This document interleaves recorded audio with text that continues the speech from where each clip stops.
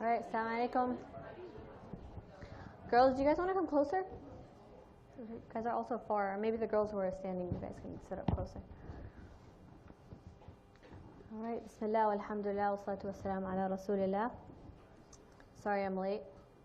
To drive with one hand. Okay, our topic today, hopefully we finish by Aisha. If we don't, maybe we'll just leave Q&A until after Aisha. But because we have like kind of almost 2 sections today, I do want to cover everything in detail. So stick around if we don't finish by Aisha. So we're talking today about friendships and gossip. And the way I want to basically structure this halaqah is just give you an overview about the importance of friendship, like a very brief background. And then I want to do a lot of focus on backbiting and gossip, because I know that's what a very big issue in our community is. And then we'll talk about friendship and some guidelines and important things we need to consider when we think about the kinds of friends we have and how to make friends. So to start off, do you guys think, when you think of Islam as a religion and the kind of laws that exist within Islam, is Islam a very individual religion or a very communal religion? What do you guys think? Why? Can someone give me why they think? Why is Islam a communal religion? What makes you think that? Any examples? Why is it wrong to say that you can be a Muslim and completely isolate yourself from the community? Yeah. I mean, all acts of worship, like at least, especially salah, are encouraged to do like in jama'ah or in a group, and then like the whole process of like recovering from sinning is supposed to be like, I mean, obviously you make dua to Allah, but you can also get help from the community. So there's a huge emphasis on you're not alone, you have people to help you. Exactly. And the point he made about prayer is very important. How in a lot of things, Islam encourages to do ibadat with other people and not by ourselves. Of course, a lot of ibadat are very important for us to do by ourselves. Like praying in the middle of the night and having this individual private relationship with Allah is very important. But you cannot be a true Muslim if you're not part of your society. Think about how important it is for us to pray our prayers. Think about how every single able man has to go and pray every single Friday, once a week, with other people, right? If you are a person who's capable of doing that, you're not allowed to pray Jum'ah prayer at home. You have to pray with other people. So Islam and Ramadan, for example, people come together in the masjid. That's just not culture. That's also very Islamic for people to come together in the masjid, pray tarawih together, break their fast together. And from this, we have a hadith that matches this perfectly, where the Prophet Muhammad ﷺ says, المؤمن الذي يخالط الناس ويصبر على أذاهم أعظم أجرا من المؤمن الذي لا يخالط الناس ولا يصبر على أذاهم. What does this mean? That the believer who goes and mixes with the people, basically the person who goes and socializes with other people and is patient with their harm, has a greater reward than the believer who does not mix with people nor is patient with their harm. And what does this mean? That the Prophet Muhammad is recognizing that when you have these social relationships, there can be things that are harmful, right? People can hurt you, people are annoying sometimes, you have people who gossip, you have, like masjid politics, for example. There's a lot of different things that come in the way of you enjoying yourself in social communities. But the Prophet Muhammad is telling us it's better for you to do that, to be social and be patient with that, than sit at home and be away from people. So that excuse that, no, I'm just going to stay home, I don't really like the people in the masjid, or I don't like the way that, the politics of the people, or I don't like this certain community in this city where I am right now, that is against our Islamic beliefs and values. Now, I'm going to do a shift towards gossip, and then we'll tie in gossip with friendship later, but while I have your attention in the beginning of the halaqah, this is what I want to focus on. What is the Arabic word for gossip or backbiting? Have you guys ever heard, by the way, a non-Muslim say the word backbiting? I feel like it's a very Muslim term, right? Like they use the word gossip, but not backbiting. Okay, so what's the Arabic word for backbiting? Yeah. Namima is something else. What is namima? Slander. Namima, slander. What's backbiting? Ghiba. Who can tell me the difference between slander and backbiting? Yeah.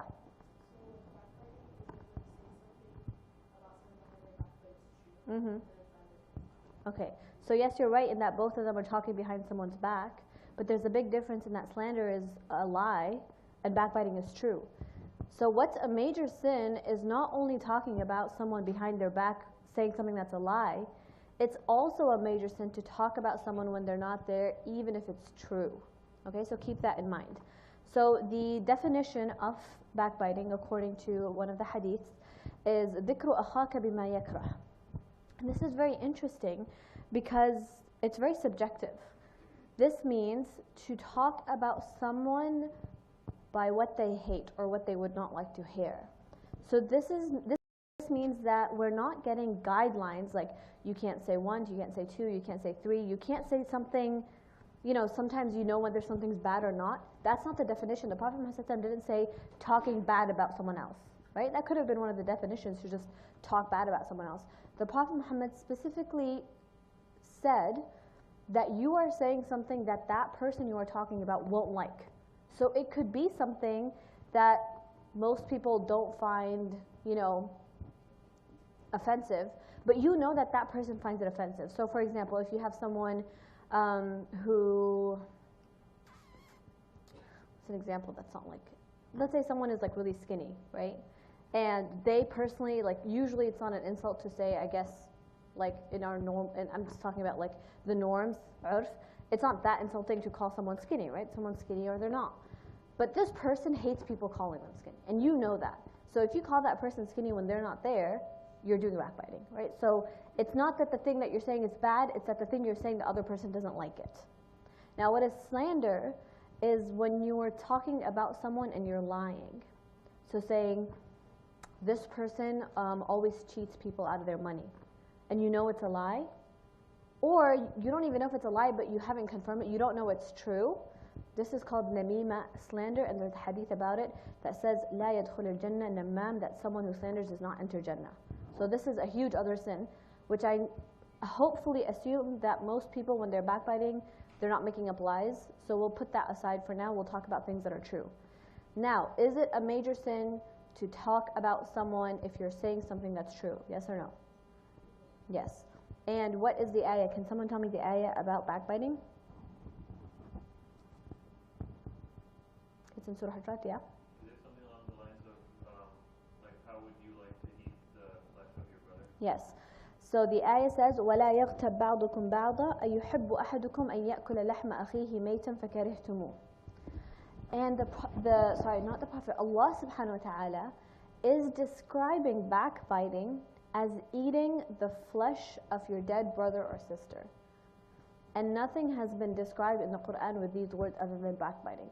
And that's why backbiting is a major sin, because Allah subhanahu wa ta'ala has not only explicitly prohibited it in the Quran, He's compared it to something like cannibalism, literally. Like literally it's being compared to cannibalism. That's how extreme of a sin it is. And why am I emphasizing this so much? Because I think backbiting is the biggest major sin that we do without realizing is a major sin. And I am guilty of this, and I know I'm sure everyone in this room is guilty of falling into backbiting one way or another. Right? We're going to talk about the technicalities of it. But first I want to emphasize how severe it is in the eyes of Allah subhanahu wa ta'ala, where Allah subhanahu wa ta'ala is comparing backbiting to eating the flesh of basically your dead brother or sister. Okay? Now, there's a hadith where the Prophet Muhammad sallallahu alaihi wasallam is telling us the two main things that lead a person to hellfire. What are they? The mouth, al-fam wal-faraj. So the mouth and the private parts. And the reason I want you to think about this is, what are the sins that we commit? What are the sins that a person commits with their private parts? What's the main sin that someone commits with their private parts? Zina, right? And over here the hadith is telling us that the two main things that lead a person to hellfire is their mouths and their private parts. That zina and something that's done with the mouth, which is lying or backbiting, they're equal to each other in that they both lead people to hellfire. So think about this hadith and think about how so many people are going to end up in Jahannam because they did not protect themselves from saying the wrong thing. It is so easy to just keep your mouth shut when you don't have something good to say. Right? The Prophet tells us that, right? You say something good or you stay quiet. When you don't have something good to say, you stay quiet, because you not staying quiet could lead you to hellfire, could lead you to being someone who Allah subhanahu wa ta'ala is angry with. And keep that in mind when the next time when you feel like you're trapped in this kind of situation where you say something that you're not sure, should I have said that or not? It's better to not say it at all. There's another hadith that a person can be removed from the pleasure of Allah with a word مَا يُلْقِي لَهَا بَالًا, with a word that they don't even think about. That's what the Prophet ﷺ is telling us about, that sometimes these words that we say, we're not thinking about what they mean and their consequences. So what I'm trying to point out over here is that we have to be more intentional and more mindful with the kinds of things we say, right? We have to be more purposeful. There's no reason to give your opinion just because you can, right? And that's very difficult to do nowadays, especially because everyone has been given a platform to say whatever they want, right? If you have something meaningful to say, something good to say, something useful to add to the conversation, then by all means speak. But when you are just causing more harm with your words, when you are just doing idle talk and possibly hurting other people's, then it's better to keep your mouth shut in this situation. Now, specifically about backbiting. There are many treatises by many scholars about what is backbiting, how can someone avoid it, what are the harms of backbiting. So I want to give you guys some tips when it comes to gossip and talking about other people. The first thing that Imam Al-Ghazali says is that if he was ever sitting in a circle where someone starts to bring up someone else's name, right before it turns good or bad, whatever it is, but someone else's name is mentioned, he said, I would never be there إلا تصورته جالسا أمامي, that I would imagine this person sitting with me.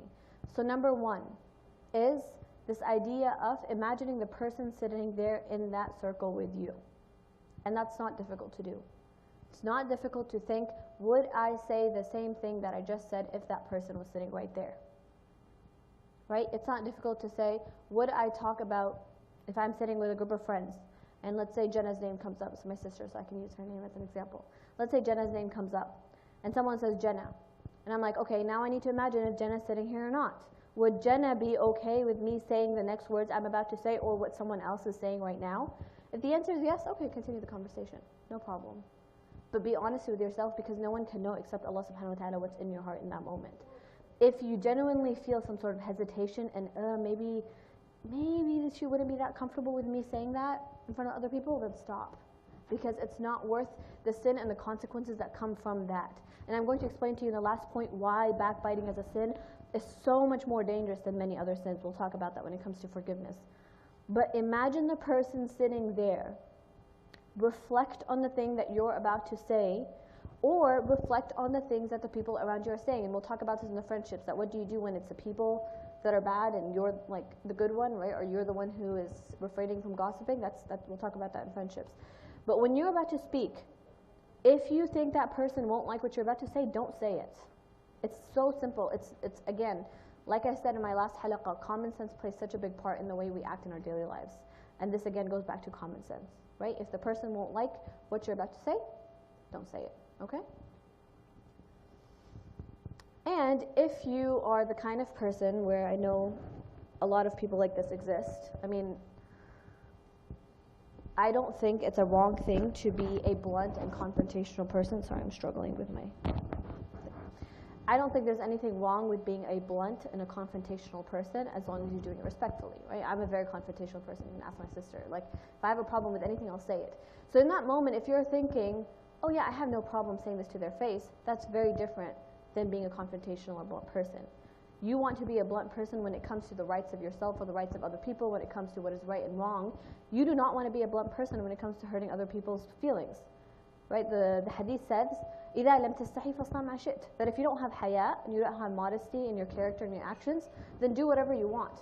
Literally, the hadith says, do whatever you want, right? So if you think that you being able to say something rude and disrespectful that hurts another person's feelings to their face, that doesn't make your personality any stronger or any better. In the end, you are just as bad as backbiting, right? Because in the end, you're still hurting the person's feelings. What are these rules trying to do?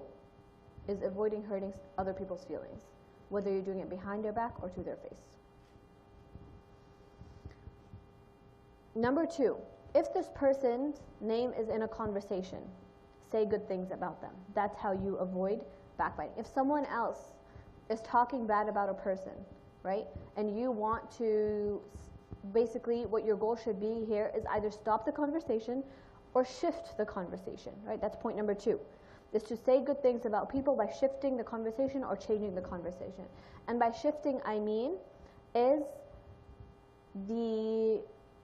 that if someone's still talking bad about a person, you can be like, yeah, I know, but, or not, don't agree with that person. Say, but this person is good and so and so and so. Let's not talk bad about this person because they're not here. This person has good redeeming qualities. These are their good redeeming qualities. And veer the conversation away. Umar radiallahu anh says that whenever he would talk about a person, he would talk about them بِأَحَبِّ أَسْمَائِهِ إِلَيْهِ, that he knows what things that person likes to be complimented with, and they would compliment the person with those words. So whenever you know that a person, even if you don't like this person, but you see that this conversation is becoming a conversation of gossip and backbiting, shift the conversation by talking good about the person or change the conversation entirely. You guys should all in this room be confident enough in your friend groups to say, I do not think we should gossip. And if you are not confident enough to say in your friend groups that I do not think we should gossip, then you need to change your friends. It's that simple. If you are not comfortable telling your friends to stop doing something wrong, change your friends. It's very simple, right? It might take time, it might take effort, leave that all aside.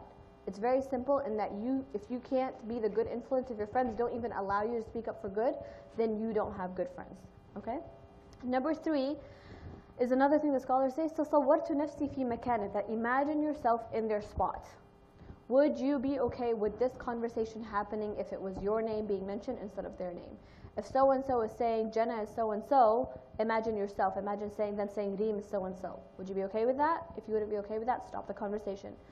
And then lastly, seek forgiveness. If you have engaged in gossip and you have done backbiting before and you have talked bad about people and you have done ghiba, then you have to seek forgiveness from the person and from Allah.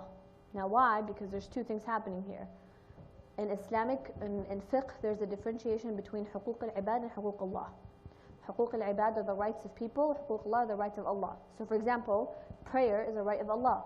If you don't pray, you're not harming anyone else, you're harming yourself. Drinking alcohol is a right of Allah. If you drink alcohol, as long as you're not doing something while you're drunk that's hurting other people, you're infringing on the rights of Allah, not the rights of people. You don't have any reparations to make with people. Murder, for example, is the rights of people. Right? If someone murders someone, they have things to make up in this world. Backbiting is the rights of people. So it's haram, but it's also infringing on the rights of a person. And why did I say that this sin is worse than other sins? Because when it comes to حقوق العباد, the rights of people, you have reparations to make in this world and the next. And why is that bad? Is because no one is as forgiving and merciful as Allah subhanahu wa ta'ala. There's a saying by one of the scholars, he would say, I would rather commit 99 sins against Allah than 1 sin against a person. And not literally, I'm not telling you to go do 99 sins instead of backbiting. It means that in the end, you can trust that Allah will forgive you for those 99 sins, but you don't know if the human will forgive you for that 1 sin. Because in the end, it's up to that person whether they want to forgive you or not. Right? So that's why the best way to avoid the sin is to just not do it at all, right? To avoid having to go through this painstaking way of seeking repentance, just don't do it at all. Avoid it. Now, if you have done it, you have to ask for forgiveness from Allah and from the person. Now, there's a lot of discussion amongst the scholars whether you have to go to the person or not if the person doesn't know. It's very clear if the person has found out that you talked about them, you have to go ask that person for forgiveness. Okay? Now, if that person doesn't know that you've talked about them, and you know that telling them will cause more issues between you and that person, right? So for example, if I talk bad about Jannah, and I know I go tell Jannah, oh, I said this and this about you, it's going to cause some sort of damage between our relationship, right? And I know that, then what do you do in that situation? Or if the person has passed away and you haven't gotten a chance to talk to them, what do you do in that situation? The scholars say then ask Allah for forgiveness and then do good deeds on behalf of this person. Right? So give charity on behalf of this person, make a lot of dua for this person, talk good about this person when they're not there. Right? There's different ways to repair for it, but you need to do extra repentance, and you would be doing it for if you already asked the person for forgiveness, because you have to ask Allah to forgive you on behalf of that person also.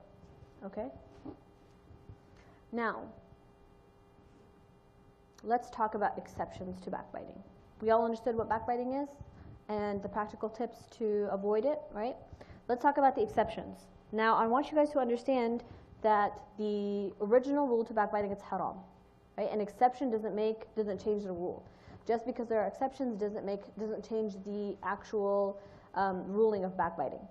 So backbiting is haram. When are the exceptions? The biggest exception that all the scholars agree upon is from the ayah where Allah subhanahu wa ta'ala says, لا يحب الله الجهر بالسوء من القول إلا من ظلم.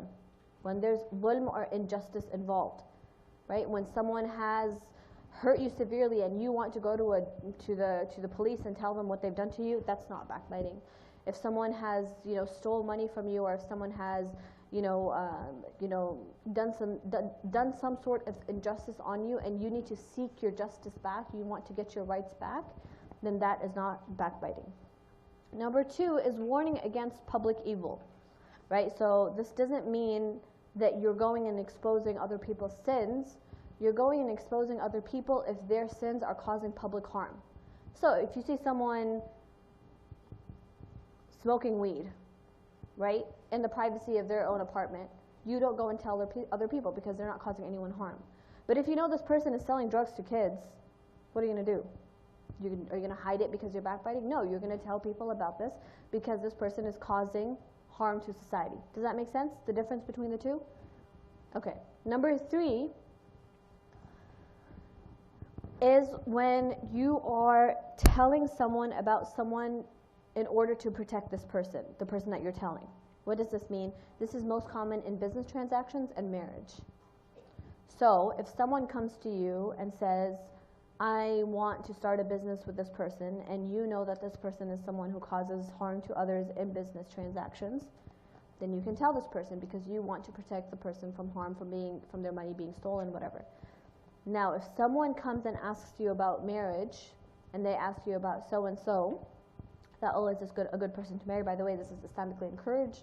When two people are about to get married, they should ask about each other in the community, right? Now, if someone knows that this person can cause the potential spouse harm, they are obliged to tell them. Now, again, this doesn't mean you're exposing the person's past sins. You're exposing the person where they can potentially harm their spouse. And I'll give you a hadith to make this more clear. That there was a sahabiya named Fatima bint Qais. And she basically went to the Prophet Muhammad ﷺ, and she said that, I'm ready to get married, because he had told her to tell me when you're ready. And she asked about 2 people, Muawiyah and Abu Jahm. She asked about 3 people, but in the context, the 2 people are important. She asked about Muawiyah and Abu Jahm. There were 2 people she was asking about. She should get married to one of them. And the Prophet Muhammad ﷺ said in public, it's a hadith, we all know this hadith, as for Muawiyah, he's a poor man who has no money, right? So he's telling Fatima that this man is poor, he has no money, he won't be able to take care of you.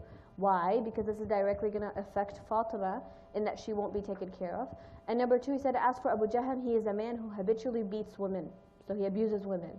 So he exposed him because this would have harmed her if she got married to him. And then he said she should marry the 3rd person that she mentioned. Okay, so that's an example. Now, a lot of people asked me last time about a past sin, if someone, for example, committed zina before getting married, whether they should tell their future spouse about the sin. Like I said before, you should not be exposing your sins to your future spouse. You should not be asking your future spouse about their past sins. And we're not talking about people who are known adulterers in society, for example. We're talking about someone who has done a sin here and there in their past. They repented, they asked Allah for forgiveness, they moved on. In Islam, we consider everyone to be innocent until proven guilty. The person's original character is bara'a, is innocence, right? Not them being sinful. So when there's a potential person that someone is seeking for marriage, there should be no inquiry into their past sins, unless that sin is going to harm them in the future. So yes, if someone committed zina once in their past life and they got an STD, of course they have to tell their future spouse, because their future spouse will be harmed by this. Islamically, you're obliged to tell your future spouse about this. But if there was no harm, and this is something that someone has done and repented for it and asked forgiveness, and it's something in their past, right, then they should not be telling their future spouse about this. If you guys want to talk more about this, we'll talk about it later. But I know a lot of people would not like my opinion. Now, lastly, there's the gray area, right? Everything I told you were exceptions that the scholars have agreed upon. The last one is the gray area, and which is, what do you do when you're talking about what someone did to you? Now, we're not talking about dhulm, like injustice, where you're trying to seek your rights back. We're talking about, let's say someone did something wrong to you that's in the past, it's done with, right? You're not trying to seek anything in the future. And over here, again, what matters so much in this situation is intention. And you're the only person who can know your intention behind why you're doing this.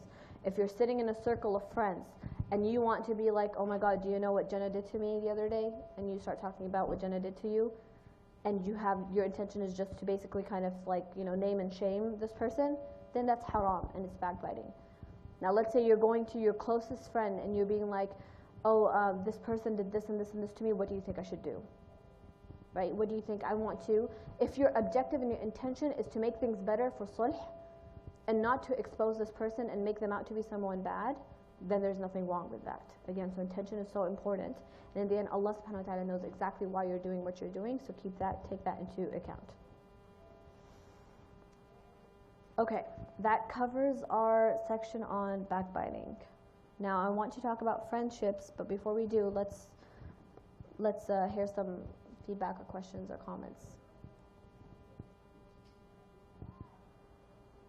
There's also the QR code, right? Is it behind me?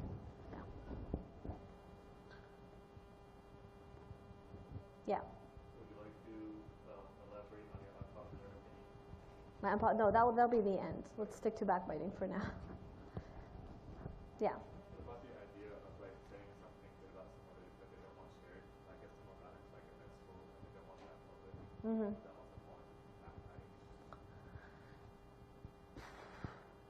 So the definition, if we go technically by the definition that you're saying something that if the person was there they would not like to hear that, then yes. But this is, I think, falls into a different category, which is the breaking of trust, amana. If it was given to you as a trust and amana as a secret, then you are not allowed to share that secret unless the person allows you to share that, right? Unless you're doing it for some sort of like, you're planning a party for this person, like some greater good that the person will like. But I don't think I don't think it actually falls into the definition of backbiting because you're not saying something like bad about the person, but it falls under breaking trust. Okay, there's a question here. If a mutual friend approaches you with issues about another friend's bad habit, should you mention to your other friend or warn that person if it's weighing on your mind because this person is close? I'm assuming it means that should you tell someone if someone's backbiting about them? That's a good question. I actually should have thought about this question before coming. So let's say it's me, Jenna, and Yusra. Okay, those are the three persons in this situation. Okay, Aisha, sorry. Okay, let's say it's Jenna, Aisha, and Yusra. Okay, and Jenna talks bad about Yusra to Aisha, and then Aisha wants to go tell Yusra that, hey, Jenna's talking bad about you. Should she do that or not? I think intention plays a big role in here. The primary situation would be over here is for Aisha to advise Jenna. So that whoever is talking bad about someone, they should advise them that you should not be talking bad about this person to me. Now, if you think that in this situation you need to protect the third friend from harm from this first friend, right? Sorry, I'm confusing you guys with the names, but if Aisha wants to protect Yusra from Jenna's harm, should she or not? I think yes, because in the end you're allowed to tell someone something if you're trying to protect them from harm. So if you know this person is not being a good friend and they did it with ill intent, then yes, you should tell the other person. But if you think it was more about like trying to find advice or trying to fix a situation, then no. And again, everyone in this room is smart. Everyone in this room has common sense. You know when it's right to do it and when it's wrong to do it. So for example, I was in this situation recently where one of my friends heard that another of her friends, our friends, was talking bad about her. And in the end, it was important for her to know because she had to know whether to stop trusting this person with information about herself. Right? So in that situation, it's important to know. Does that answer the question? Okay. Anything else about backbiting? Yeah. So, question, the third exception. Yeah. Someone asking for distance or marriage. Yeah. Would it be okay to approach if you find out that that person is going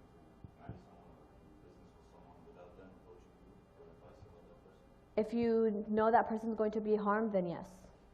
And if you feel uncomfortable, then you can imply it. Be like, you should ask more about this person. You should take some precautions if you feel uncomfortable telling them exactly what it is. But yes, it's an obligation to protect someone from injustice if you're able to do that. Yeah. Yeah. Mm-hmm.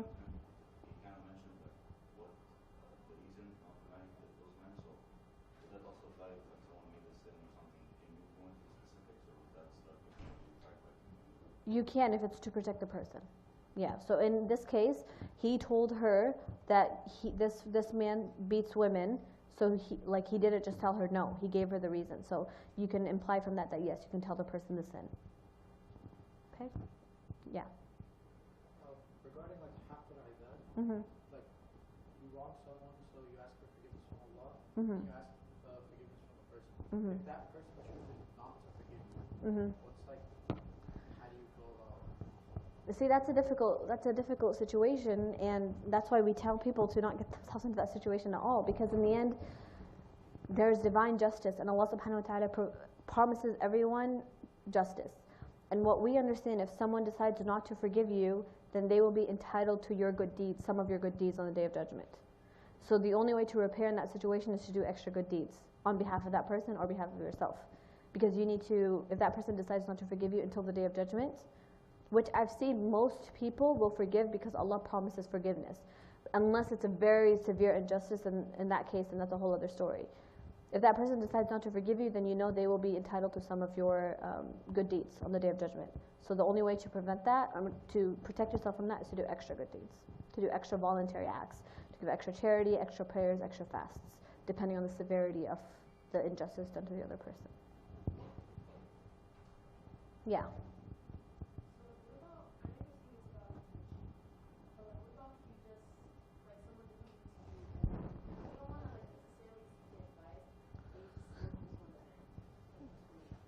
What's your objective from venting?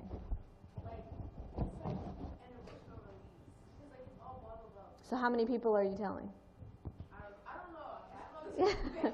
No, I mean, because it makes a difference, right? Because if you're going, like, for example, if someone bothers me, I'll go vent to my husband, and in the end, it stays between me and my husband, right? And I've gotten my emotional release, I've gotten to vent, I've gotten to rant, and I trust that my husband won't do anything with that information. But if I go right now and I vent to you guys and I tell everyone in this room, I don't know what's going to happen with that information, and I don't know how people are going to use that information. So again, like, that's what I'm saying. It's like a case-by-case situation, right? And there's if you are doing it for the right intentions and you're not doing it with ill intent, because a lot of the times when someone hurts you, you want to hurt them back. Naturally, it's a natural situation, right? If someone hurts your feelings, you want them to suffer also because they made you suffer. So that's where you need to keep yourself in check, that are you doing this to hurt them back, or are you doing it actually to vent? Are you doing this because, you know, you need to get it off your mind, and once you got it off your mind, khalas, it's done and over with? Or are you bringing it in every conversation for the next 3 weeks? That makes a difference. Yeah.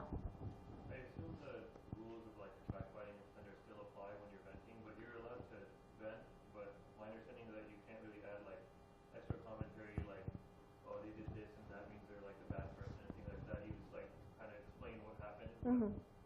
How does that really like tie into venting? Like, Yeah, it does make a difference. So I agree, it does make a difference, because there's a difference between you saying, this person did so and so and so, they've always been like this, they've always been jealous of me, they've always, you know, wanted more attention, they've always wanted harm, blah, blah, blah, blah, blah. So again, it makes a difference with what you're saying and what your intention is. And the more you insult the person, the more the territory becomes into a territory of haram than halal. Okay. And there's another way also, is that if you are wanting to vent and you want to avoid backbiting, you can vent without saying the person's name if you know that other people won't know who that is. So if someone in Austin does something to me and I go complain to my friends in Houston, nobody's going to know who it is, you know, like, and in the end, I know specifically my intention there is to vent, because I can't harm the person if the people don't know who the person is. Now, don't use this in a way that you don't say the person's name, but everyone in the room knows who you're talking about, because that goes back to intention. If everyone in that circle knows who you're talking about, it's still backbiting, even if you've never said their name once. Okay? All right, anything else about Backbiting? Let's see.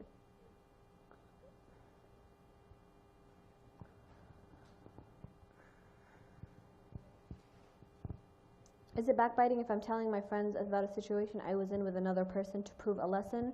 They don't know the person I was talking about. Again, if they don't know who the person was talking about, it's not backbiting. But what do you mean prove a lesson? Like, if you're giving an example because you're advising your friend, like, hey, you shouldn't do this because this is what happened when I was in that situation, yeah. You're perfectly within your rights to do something like that, as long as you're not mentioning the person's name. And again, it goes back to intention. Like, you guys can ask me all these hypotheticals, and in every hypothetical I'll tell you what was the intention in that situation. Was the advice the Prophet gave to the sister prophetic advice or advice as a human? It was a prophetic advice from my understanding, but I don't know what the question means.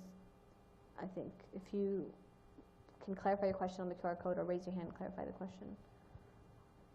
Okay, no one else to raise their hand. All the advice that the Prophet ﷺ gave was prophetic advice, and when it wasn't prophetic advice, then this is a whole other topic that I want to go into. There's like a whole hadith about the palm tree hadith for people who know about it, where he says, take my advice when it comes to matters of religion, and when it comes to matters of the world, that I am just a human. But then that's a whole debate amongst the scholars itself. Okay, let's talk about friendships.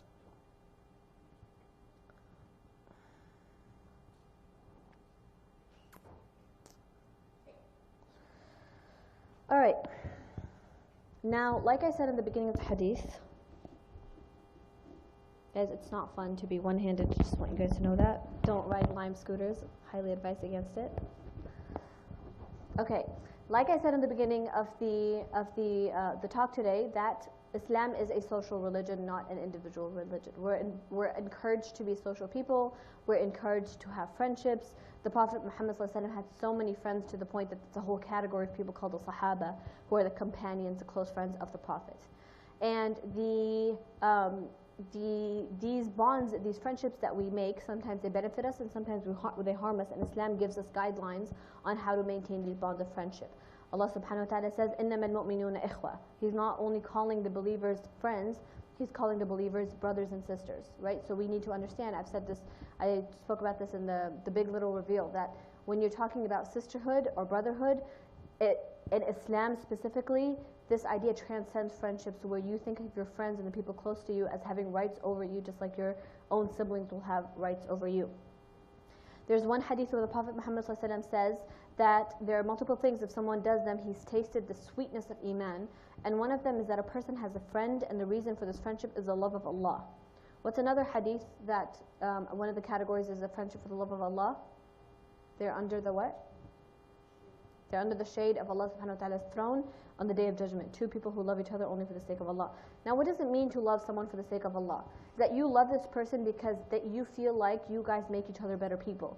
This is the person who reminds you to pray. This is the person who you can remind them to pray. This is the person you go to the masjid with. This is the person you fast with. This is the person you read Quran with. This is the person who in your long term is bringing you closer to Allah and making your iman more, and you guys are doing things productive towards ajr in this friendship. Another thing about friendship in Islam is the hadith where many of us know is al-arwahu junudun mujannada. فما تعارف منها ائتلف وما تناكر منها اختلف. What is the Prophet Muhammad ﷺ telling us here? That souls are troops collected together, and those familiarized with each other would have affinity in this world, and those who opposed each other would be divergent in this world. So you know when you see that person and you're like, I feel like I've known you forever, right? When you meet that person, I see Jen and Aisha looking at each other because I know they're thinking about this, they've talked about this. But you know when you see those two people and their friendship, like they've only just met and you feel like they've been friends forever? Or you see two people, or you're as a person, you meet someone and you're like, I don't like this person, like I don't know why, I can't pinpoint why. It's because there's a hadith that tells us that before we came into this world, our souls would socialize. And that's the part of our life that we can't remember. You know, Allah tells us that before we came into this world, all the souls went and made a promise to Allah. Right, the mithaq, the promise to Allah that we will obey Him. So during this time, the souls also socialized with one another. And there were two souls who would be close to each other in the barzakh, before life. So they have this natural affinity towards one another in this life, in this world. And there are two souls who didn't like each other in that social life, right? And it's natural they don't like each other in this life. There's nothing wrong with that. That's why this idea of soul friends is an Islamic concept. Soul sisters, or I don't think people say soul brothers. Does anyone ever say that? No? Right? Okay, you can use that. I mean, it's an Islamic concept, right? This concept of soul friends, it's something that the Prophet ﷺ tells us there's basis for that, right? So not only are we told that there's importance to friendship and companionship, we're told that you have natural friendship with some people and you have natural animosity with some people also. So genuine friendship is not just in this world, it's metaphysical, it transcends this world. Okay, what are the guidelines of friendships? Number one, and I have 9 points, so let's try to go over them. Number one is that we choose our friends. Right? This is something, we don't choose our family, we don't choose the parents we were born to, we don't choose the siblings, we don't choose our grandparents or uncles, we choose our friends. That's the one thing we have power over when it comes to people in our lives, is who are our friends. And there's a difference between being friendly with someone and befriending someone. Islamically, you should be friendly with everyone. You should be kind to everyone. You should give everyone their huquq. You should basically take care of or host anyone possible. But when it comes to friendship, you don't have to be friends with everyone. There's specific people that you should be friends with, and those are the people who make you feel like they are helping you be a better person, and you can help them become a better person. المؤمن يألف ويؤلف ولا خير في من لا يألف ولا يؤلف. Is that a person gets to know people and become familiar with one another, and someone who doesn't do that does not have good in them. لا تصاحب إلا مؤمنا ولا يأكل طعامك إلا تقي. I can't remember, I didn't write this down if this is a hadith or a saying.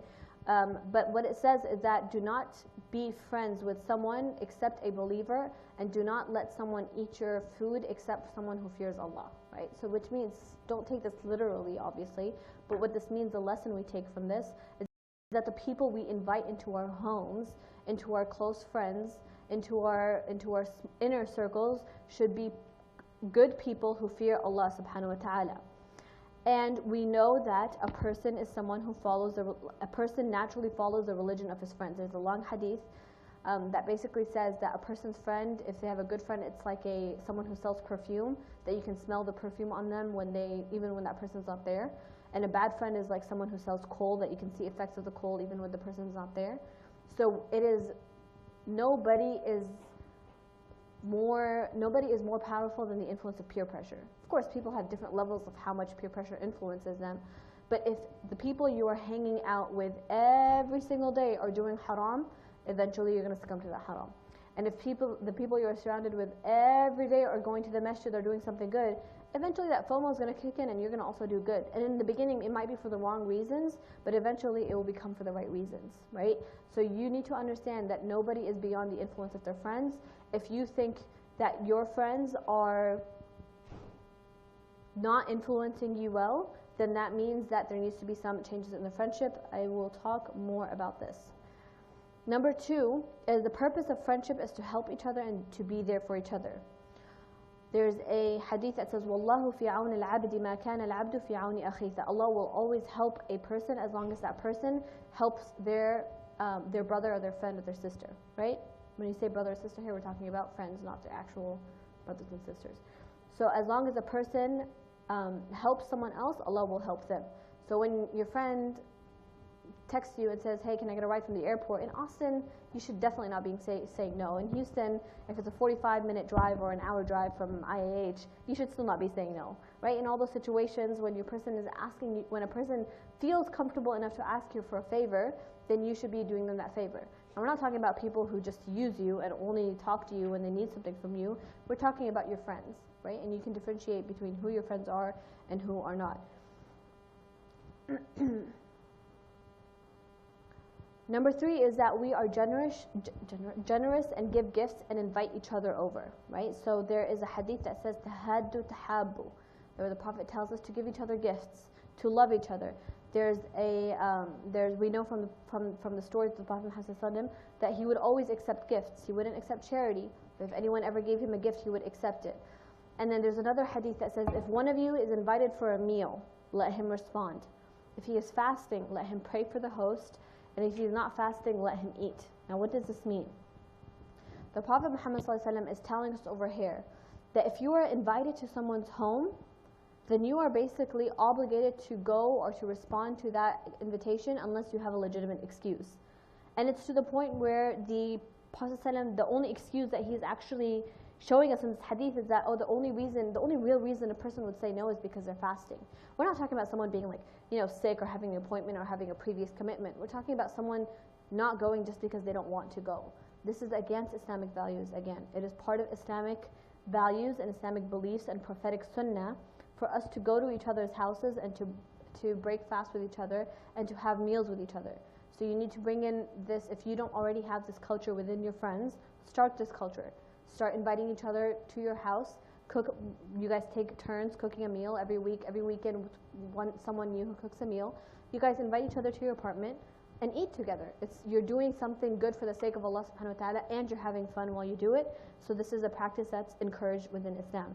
Number 4 is to genuinely care about your friend and to want for him what you want for yourself. Again, this sounds very cliche. We all know this. But I want to emphasize on it that a person does not have full iman. This is a hadith. A person does not have full iman until they love for their brother what they love for themselves. Which means that you need to act like a mirror for your friend. Right? So why do we look at mirrors? Is to accentuate what's good and to fix what is bad. Right?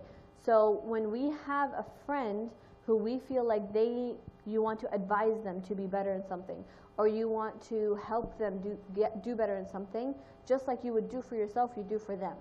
And if this person is doing something harmful for themselves, then you want to advise them, and you want to also be comfortable if they come advise you. Just like you don't get angry at a mirror for showing you your flaws, you don't get angry at your friend for telling you what your flaws are. Number 5 is that we speak good of our friends, and this goes back to backbiting. Is that both in public and private we talk good about our friends. We mention the good things we do. We mention how they're good characters, they're good qualifications. We do not talk bad about them. If someone else talks bad about our friend, we defend them and we talk good about them in front of other people. There's a hadith that says, إِيَّاكُمْ وَالظَّنِّ فَإِنَّ الظَّنَّ أَكْذَبَ الْحَدِيثِ وَلَا تَحَسَّسُوا ولا تحسسوا ولا تجسسوا ولا تناجشوا ولا تحاسدوا ولا تباغضوا ولا تدابروا وكونوا عباد الله إخوانا. And this hadith is saying, don't be jealous of your friend, don't hate on your friend, don't spy, don't try to find out the latest gossip about your friends, and don't secretly outbid your friends. And again, we have Islamic guidelines telling us how we should behave with our friends. And some of these concepts apply more in different circles than they do. I'm sure none of us are trying to outbid our friends because that's not a culture we're in, but it's very common for a lot of people to be jealous of their friends. And we are being told by the Prophet Muhammad ﷺ to not be jealous of our friends. Because when you are jealous of your friend, then you are going against this hadith where you don't love for your brother what you love for yourself. Your friendship should be at the level that when something good happens to your friend, you feel like it has happened to you. And when something bad happens to your friend, you feel like that bad thing has happened to you. So you want as good for them as you want good for yourself. If you have been trying so hard to find a spouse to get married, and your friend ends up getting married before you, and they didn't even care about marriage until like a month ago, but you've been looking for 2 years, do you go and hate on them and be like, oh, you found a person in a month and I've been looking for 2 years? Or do you genuinely feel happy in your heart in that moment that your friend found something that makes them happy, and you ask Allah to give you the same thing also? No one can know what's in your heart except you, and if your feelings are the former, where your feelings are negative and ill towards your friend, then you are the bad friend. And you need to do some self-reflection, and you need to be more self-aware of what kind of person you are. And if you are the kind of person who is a hater and jealous of everyone around you, even your friends, then there are adjustments that you need to make in your life, which means you need to be more appreciative to Allah what you have. If it's social media that makes you feel that way, you need to get off social media, because jealousy, again, this is a whole other topic that we'll talk about inshallah, but jealousy is such an extreme sin because it leads to hasad. And hasad actively harms other people. It's a major sin, right? So if you don't catch your jealousy and keep it in check in the very beginning, then it can lead to something much more dangerous. Number 6 is to make dua for your friend. I want you guys to imagine a community, this community, where everyone in this room is making dua for everyone else. Like the way that idea is so wholesome and so fulfilling, where everyone is not just making dua for themselves, but they're also making dua for their friends and the people around them. The Prophet Muhammad ﷺ says, never does a Muslim make dua for someone else, something good, except that an angel comes and says Ameen and makes the same dua about you. Right? So if you are in your sajda and you know that this person is, applied for this job and really wants to get that job, and in your sajda you say, Ya Allah, please let my friend get this job, then the angel will come and say Ameen, and may this person also get the job that they want in the future. Okay, so you're never ever losing something by making dua for someone else. You're always gaining something for your own future. Number 7 is telling your friend that you have a special connection with them. The Prophet Muhammad says, when one of you loves a friend for the sake of Allah, inform them. Don't forget, a lot of people's love languages, words of affirmation. It may not mean a lot for you for one of your friends to come and say, hey, I really appreciate your friendship. I really love you, and I like that we created this friendship over, our college years. But it may mean everything to that person. They might be feeling insecure about their friendships and their life and their community, their circles, and that sentence could basically be life-changing for them. And number 8 and 9 are, inshallah, very far in the future for us, but I want us to keep it in mind. So number 8 is that it's the rights of our friends to pray janazah for them when they pass away. And number 9 is that when they have passed away, we keep in touch with their family. We know from the stories that the Prophet Muhammad ﷺ would keep in touch with Khadija radiallahu anha, his friends, even after she passed away. Right? So may Allah give us all very long lives and healthy lives. And inshallah, in the future, we're all there for each other and for each other's families when necessary. Ameen. So to conclude all of this, is that we know that good friendship, actual good true friendship, lasts not only in this life but also in the next life, and that people who are good friends will enter Jannah together. وَسِيقَ الَّذِينَ اتَّقَوْا إِلَى الْجَنَّةِ زُمَرًا. That the people who believe in Allah subhanahu wa ta'ala and who feared Allah subhanahu wa ta'ala will enter Jannah together. On the Day of Judgment, they will be under the throne of Allah's, under the shade of Allah's throne together. So we have to have this kind of bigger goal when it comes to our friendships, that we are not only being friends with people because they give us entertainment or they fulfill us with something in this life, but that these are the people you want to see yourself with in the next life. Right? So I want you guys to think again, and I know I touched on this briefly, that when you're in a circle of friends, okay, and you feel like you're the best person in that circle. Now, we're not talking about arrogance where you think you're better than everyone else, but you genuinely feel like you're the only person reminding everyone else to pray. You're the only person who is being modest in your language and your conversations. You're the only person telling others not to backbite and not to gossip. Then it's a tough pill to swallow, but you don't have the right friends. Now, if there's potential where your friends take your advice and they start to improve, that's incredible. You've done great service to yourself and to others. But if your friends are very stagnant in their ways, then eventually there will be a time where you have to leave them behind, where you move on, because in the end, you moving on for the right purpose, for the sake of Allah subhanahu wa ta'ala, Allah will replace those people with better people. And I hope, inshallah, many people are not in this situation, that even if they have friends who don't fulfill them, that they have other friends who do fulfill them in that way. Okay? So you want to be in a friend group where you are helping other people be better, but they are also helping you become better. Right? They are advising you on how to be, basically they're not afraid to tell it to your face that, no, you shouldn't be talking bad about this person.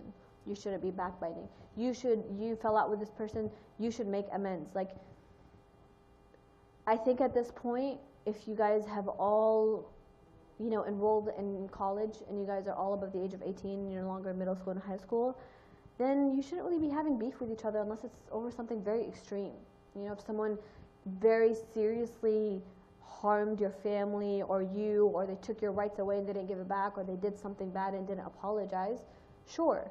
But you guys shouldn't be having this, like, everybody should be friends with each other to an extent. I'm not telling you to include everyone in your inner circle and to hang out with everyone every single day. But in the end, don't ever make someone feel like they can't come and sit at your table when they see you at the library.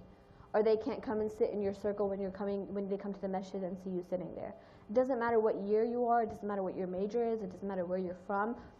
as Muslim brothers and sisters, as long as there's no harm coming in your way, you guys should be open and welcoming to everyone. And I know we have this problem in communities everywhere. We have this problem in communities in Houston also, where people, when they move there or new students come to UT, they don't feel welcome in the community because people are nice. I'm not saying anyone's rude, but people are not actually open to including them as part of their friendships, right? So do things for the right reasons. Don't do things that don't be the kind of person that's, you know, super exclusive in their friendship and only befriends a few people here and there. Be the kind of person that's open and welcoming to everyone, that anyone can feel comfortable coming to and sitting with. Ask Allah to make us all people who are open and welcoming to everyone. I ask Allah subhanahu wa ta'ala to bless us with friendships that benefit us in both this life and the next. Ask Allah to forgive us for any gossip that we have done and protect us from any gossip in the future. Ask Allah subhanahu wa ta'ala to let the people we have wronged forgive us and to let us be welcome with open arms from everyone else, and to be the people who welcome everyone else with open arms. Do we have time for questions? Okay. How to correctly break off a friendship. I'm assuming this breaking off the friendship is being done for the right reasons, right? You don't need to break off a friendship. You can distance yourself from a person while being polite. If you feel like you're not going to upset someone by telling them, I think I need some distance because I think my iman is being affected by being around you guys, and you think that will actually make them contemplate their actions, do that. There's nothing wrong in saying that. There's nothing wrong. I actually highly encourage everyone to be very honest and openly communicate with their friends. So if you feel like your friends are genuinely affecting your iman, tell them, hey, I feel like my iman is being genuinely affected, and I would like us to make these improvements. Now, if those are not taken, then you can distance yourself and they will understand. These disconnects don't have to be dramatic. Like, you know, you soft block this person everywhere and never speak to them again. You can still be cordial with a person, but not be close friends with them. Is it wrong to assume that a friend treats you badly due to jealousy? If I believe this, how should I go about resolving the situation? It's not, I take that back. It is wrong to assume bad about a person because Islam encourages us to do husn al-dhan, to give other people benefit of the doubt, right? So we should be giving other people excuses. Now, if we feel like that someone is jealous of us and there are multiple indications that have pointed to a person being jealous of us, then all you do is you read your adhkar and you take precautions, right? Be smart in your friendships also. If you know a person has been very desperately trying to get into this program and you got into that program, don't rub it in their face, you know, or don't involve a person in your life in every single aspect, especially the aspects where you know they struggle with that. You know, you have to be sensitive to other people's feelings and other people's insecurities, and don't put people in a situation where they can easily be jealous of you. Now, ideally, we have friends that are not jealous of us, right? Ideally, we're not rubbing every single good thing in other people's faces. We're sharing exciting news about our lives, just like our friends share exciting news about our lives. And I think, if you're friends with a person long enough, at least from personal experience, you can tell if a person is jealous of you, or you can tell if a person is genuinely happy for you. And if you feel like a person is jealous of you, and you don't feel like, you know, you're wronging that person by assuming that, then just put distance between you and that person, and there's no harm in doing that. How do you go about distancing yourself from a person in your friend group that you feel is not morally a good person and that hurts your feelings, especially when you align with everyone in the group except that one person? Okay, there's two aspects to this. You can't feel that a person's not a morally good person. You know, I think when it comes to morals and ethics, a person's either good or bad. I don't think it's as long as a person's not. Let's put aside the moral aspect for a second. Let's focus on the aspect that this person's hurting your feelings. So I think that's the more important part about this. Your friends should not be hurting your feelings, and your friends should not making you feel like negative whenever you're around them. Now, if everyone in your friend group, so let's say you're multiple people in your friend group, and one person keeps hurting your feelings, and your other friends are not saying anything to this person, then why is that happening? Why is everybody enabling this one person to hurt your feelings? So you should have a conversation. Again, when I say don't be blunt, I don't mean don't confront. it's so important to be a person who is openly communicative. I strongly think, and this is my opinion, it's not like an Islamic opinion, but I think avoidant people are very cowardly people, right? Because they don't have the ability to go to someone and be like, hey, you hurt my feelings so and so and so way. The people who kind of like feel hurt by another person and just distance themselves without saying anything, I don't think that's the correct way to do things. Because in the end, the person may have not meant it, or maybe the person will be apologetic about it and repent and be better moving forward. So if you feel hurt by a person, you should communicate to that person, I feel hurt by the things that you are saying.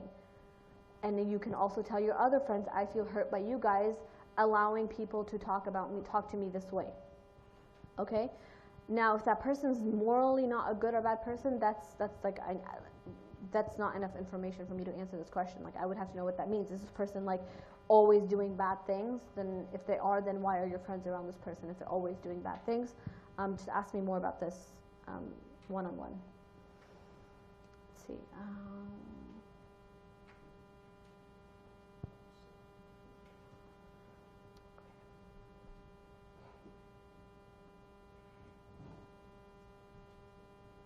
I have a close friend that is slowly phasing me out of their life. Should I ask them about this or let it be? My opinion, again, it's not an Islamic opinion. This is just advice from someone who's probably like, what, only 3 years older than you guys, so you don't even have to take my advice seriously. But talk to them. Again, I'm saying open communication is very important when it comes to friendships, okay? There's nothing wrong in going to the person and being like, hey, can I talk to you about why you're distancing me? Maybe you hurt them and you don't know that they hurt them, and then you can make reparations. So I think it's very important to do it because you would want to know if you've done something to wrong this person or not.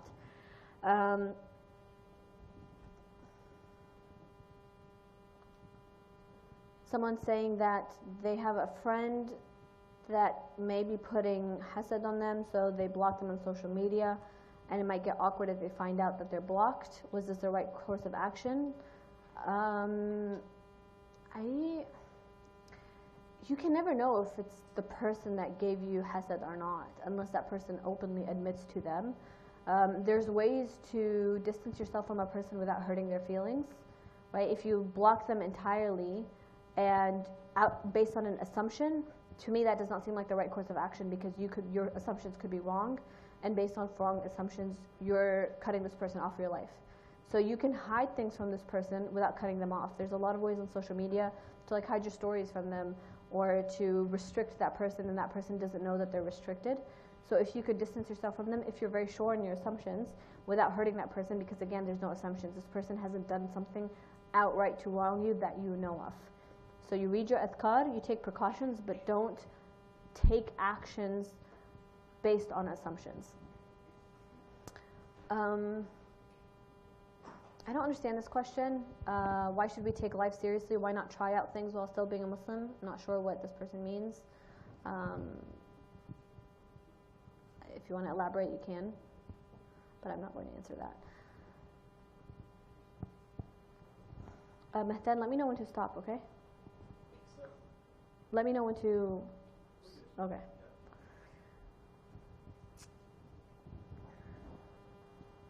There's a question here where I'm wondering why you guys didn't ask me this last week when we're talking about gender.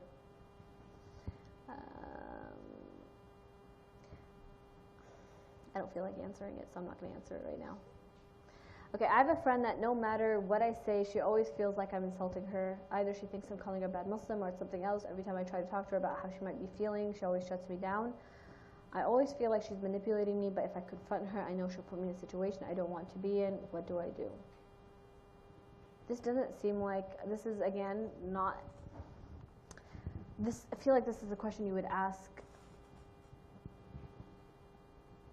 a person who specializes in psychology, not someone who specializes in Islam, because I don't want to give you the wrong answer where you do something based off my answer and cause more harm. But if someone feels like you're hurting their feelings, and people's feelings are very valid, and it's important to recognize you could be saying something right, but in the end, if it's hurting the other person's feelings, it doesn't matter whether it was right or wrong, right? If you're hurting someone else's feelings and they're hurting your feelings, then you need to have a conversation about that, right? Maybe the way you're approaching her is something she's sensitive to. Maybe she doesn't think you guys are close enough for you to approach her, right? So if she thinks you're calling her a bad Muslim, then she's either, maybe you're like, it could be that you're being insensitive about us. Like, don't put the blame on the other person without first thinking about how you could be doing something better, because this is not a right or wrong situation. This is a situation about being sensitive towards other people's feelings. You might just not be the right person to confront this. If they're hurting you, then yes, confront them. But if you think they're doing something bad in their own lives to themselves, and you've already tried to talk to them about it, and they don't want you to talk about it, khalas, just back off. Like, in the end, as long as they're not doing something to harm you, then there's no reason for you to be pushy, and that you have to be the person to confront them. Maybe you guys are just not, like, maybe your personalities just don't mesh well, and that's why you guys are feeling hurt and insulted by each other. But again, I think it's just, the situation's a little more, it would need more details for more straightforward advice.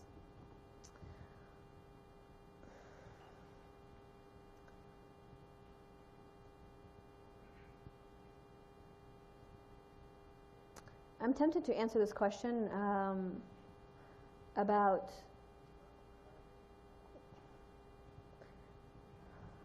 but we'll leave it for another halaqah because I don't want to change the topic. But we'll talk about it, inshallah. Why do we take life seriously? Why do we not do things like drugs, alcohol, and zina while we're Muslim? Why is it important for us to obey Allah subhanahu wa ta'ala? Why is it important for us to do halal and stay away from haram? We can talk about this. We'll have a conversation of what it means to be a Muslim. I think many of us have just forgotten what it means to be a Muslim. We're Muslim just because we were born that way, and because our parents told us, hey, we're Muslim, and our culture is Muslim, and the people around us are Muslim, so we're just Muslim, right? We forgot that essential, true meaning of what it means to be a Muslim, and that's a conversation that we need to have, right? That's a conversation that we need to have with ourselves, with our parents, with our children, with all the future generations, because Islam is not something to just be passed down father to son, mother to daughter. It's something that we need to come to conclusions to with, like, what is the situation? Clearly there's something there.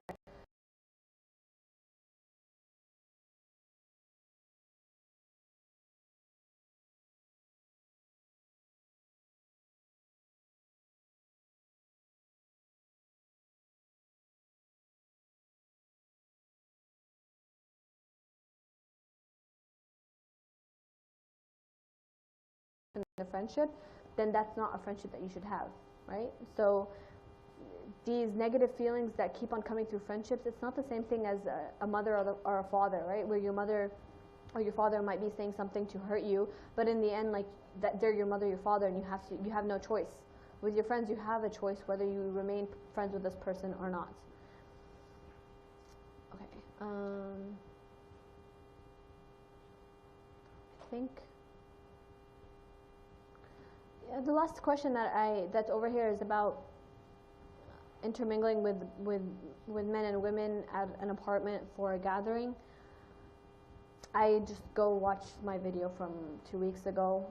Common sense applies in these situations. If it's appropriate, it's appropriate. If it's inappropriate, it's inappropriate, and everybody in that room knows what's appropriate or not.